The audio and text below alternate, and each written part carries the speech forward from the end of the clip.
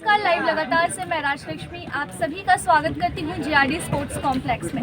आज मैं आप लोगों का परिचय करवाऊंगी राकेश जी से, जो कि पैरालंपिक्स में इस साल पैरालंपिक्स में 6th पोजीशन पर आए थे। उन्होंने देश को 2 गोल्ड मेडल भी जितवाया है और आज वो जीआरडी में 40वें एनटीपीसी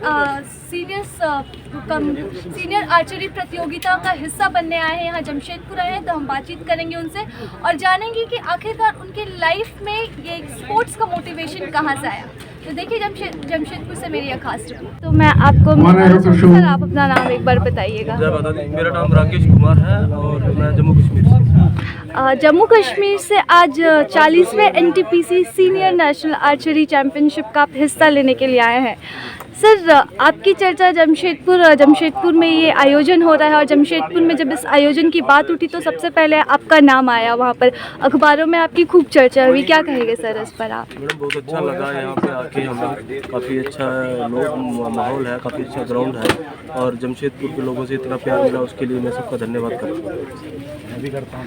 सर, आपने इससे पहले किन प्रतियोगिताओं में हिस्सा लिया? मैडम, मैंने जुलाई 2017 में स्टार्ट किया था अपने कोच श्री कुलदीप कुमार वेदवान जी के आशीर्वाद से और अभी तक मैं 6 इंटरनेशनल में पार्टिसिपेट कर चुका हूँ।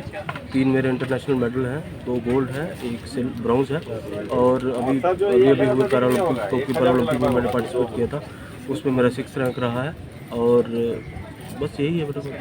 तो पैरालंपिक में आपने पार्टिसिपेट किया, अभी हाल में और 6th रैंक रहा, काफ़ी देश के लिए काफ़ी गर्व की बात रही है सर। लेकिन पैरालंपिक प्रतियोगिताओं और अन्य सामान्य लोगों के साथ खेलना ये काफ़ी एक खुद में डिफरेंस हो जाता है। तो कभी आपने ये इसे महसूस किया या फिर लोगों के द्वारा आपको कैसी प्रतिक्रिया मिली आपको इस पर? मैं लोगों की ज़्यादातर नहीं सुनता हूँ, मैं सिर्फ अपने कोच की सुनता हूँ जो वो बोलते हैं, क्योंकि उन्होंने मुझे इस तरह से तैयार किया है कि चाहे वो पैरा हो चाहे वो एबल हो, मैं सबके साथ खेल सकता हूँ। मेरा माइंड उन्होंने इस तरह से ट्रेन कर दिया है, तो मुझे ज़्यादा उसमें कोई फ़र्क नहीं पड़ता कि मैं कहाँ खेल रहा हूँ। मुझे सिर्फ अपने कोच की बताई हुई टेक्निक को फॉलो करना है और बस वैसे ही तीर चलाना है।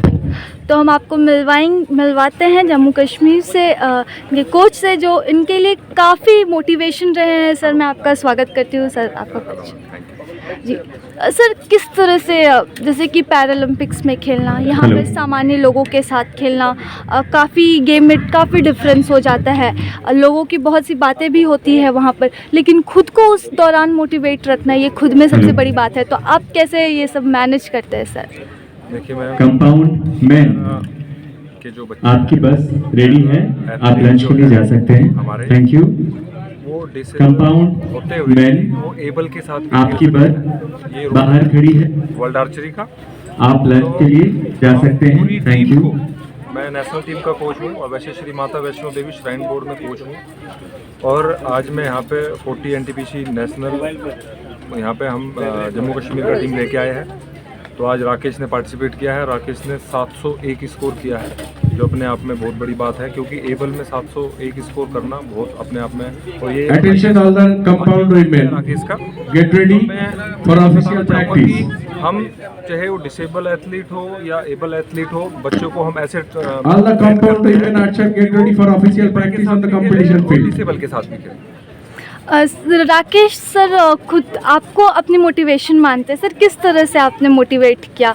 क्योंकि कोच लाइफ में सबसे महत्वपूर्ण होते हैं एक खिलाड़ी के, क्योंकि वो ना सिर्फ उसे खेलने में मदद करता है बल्कि फिजिकली मेंटली उसको प्रिपेयर करता है गेम के लिए। तो ऐसी स्थिति में आपने ये सारा कुछ कैसे मैनेज किया? तो जब राकेश को हमने शुरू कराया फ्रॉम बिगिनिंग, मतलब हम बच्चे को यही सिखाते हैं कैसे पॉजिटिव रहना है, कैसे नेगेटिव चीज़ों से दूर रहना है और कैसे स्पोर्ट्स में रहते हुए अपने आप को पॉजिटिव मतलब साबित करना, नेगेटिव चीज़ों को कैसे दूर करना। तो राकेश ने ये अपने आप को मतलब साबित करके दिखाया है दुनिया के सामने। 2017 में आर्चरी स्टार्ट किया श्री माता वैष्णो देवी श्राइन बोर्ड में, मतलब वहाँ पे हमने इसको शुरू कराया और आज मिला वहाँ पे 10th रैंक रहा और इंटरनेशनल मेडल भी लिया। 2 इंटरनेशनल गोल्ड है राकेश के, काफ़ी इंटरनेशनल खेला हुआ है और अभी पैरालंपिक में जैसे आप जानते हो कि राकेश ने 6th प्लेस पे वहाँ पे मतलब राकेश रहा पैरालंपिक में। और पैरालंपिक की अगर बात करें, पहला देश को पैरालंपिक मेडल इसी पैरालंपिक में आया है जो हरविंदर सिंह लाया है ये बहुत बड़ा अचीवमेंट है एक पैरा आर्चरी के लिए और हिंदुस्तान आर्चरी के लिए। तो ये मैं सारा credit archery association of India, sports authority of India, क्योंकि हमें समय समय पर कैंप लगा करके समय समय पे हमारा जो भी इक्विपमेंट का हो या स्पोर्ट्स साइंस का हो, वो स्पोर्ट्स अथॉरिटी ऑफ इंडिया और हमारी आर्चरी एसोसिएशन ऑफ इंडिया ने हमें सपोर्ट किया है। तो मैं उसके लिए तहे दिल से धन्यवाद करता हूँ। और आज हमारे पास में हम बोलने के लिए कि हमारे पास में एक आज ओलंपिक मेडल भी है। बहुत बढ़िया सर। अब मैं राकेश सर से जानना चाहूँगी कि कैसे एथलीट ने उन्हें अपनी ओर खींचा, एथलीट्स ने अपनी ओर खींचा, और किस तरह से आर्चरी में आप कंपाउंड प्रतियोगिता में भाग ले रहे हैं, तो इस गेम ने आपको कैसे अपनी ओर खींचा सर? मैडम मैं बताऊँ तो For compound main archer, जब मेरा your accident buses is waiting. Spinal cord injury हो गई थी, You can go for lunch. सब इलाज करने के बाद करीब मैं 1 साल बेड पे रहा था। We shall start compound main 2013 team में ऐसा हुआ event था, डिप्रेशन में चला गया था, exactly 2 p.m. कुछ करने Thank को you. नहीं, तो मैंने 3 बार सुसाइड भी अटेम्प्ट किया था बीच में। लेकिन जब 2017 में मैं अपने कोच साहब से मिला, इन्होंने मुझे बुलाया। और दूसरा मैडम सबसे बड़ी चीज़ क्या है, कोच साहब का साथ Just है। get ready. मैं यहाँ रहता हूँ मैडम, माता वैष्णो देवी का मंदिर है वहाँ पे, और जो असीम कृपा है वो हम पे बनी रही है। और उन्हीं की कृपा से मतलब मैं आर्चरी में आया अपने कोच साहब की वजह से। और आर्चरी में मैडम कोच साहब ने मुझे एक ही चीज़ सिखाई है कि छुट्टी नहीं लेना है, बिना काम के घर नहीं जाना है। तो मैं पूरा दिन ग्राउंड पे रहता हूँ, मैं सुबह आता हूँ, शाम को वापस जाता हूँ, बीच में कहीं नहीं जाता, छुट्टी नहीं लेता हूँ। और जैसा जैसा मुझे मेरे कोच साहब बोलते गए, मैं वैसा वैसा करता गया। और जैसे जैसा वो बोलते गए कि तू वहाँ तक जाएगा, मैं वहाँ तक पहुँचता गया मैडम। तो आगे का क्या लक्ष्य रखा है आपने अपने मैडम लिए? आगे का लक्ष्य मैं यही कहूँगा कि मेरे कोच साहब मेरे साथ हैं, जो वो बोलते जाएंगे, आज तक वही किया है तो यहाँ तक पहुँचा हूँ, आगे भी वो जो बोलते जाएंगे मैं वही करूँगा। तो ये बहुत ही बेहतरीन एक शानदार अनुभव जमशेदपुर के लोगों को भी जब आप देखेंगे इस वीडियो को और जानेंगे कि किस तरह से कोच किसी का मोटिवेशन बन सकता है। और ये सिर्फ मोटिवेशन एक गेम के लिए नहीं, बल्कि मैं इसे एक लाइफ मोटिवेशन भी कह सकती हूँ यहाँ पर। तो इसी के साथ शुक्रिया सर। Thank you.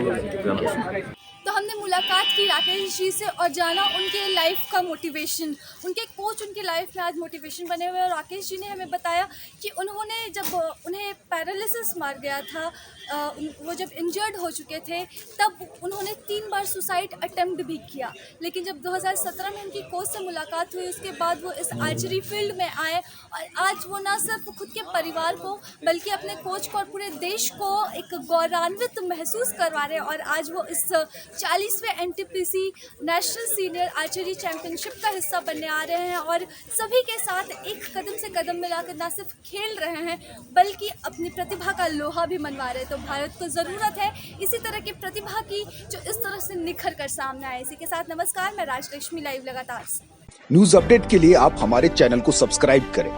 आप हमें फेसबुक और इंस्टाग्राम पर भी फॉलो कर सकते हैं। बने रहे लगातार.in के साथ।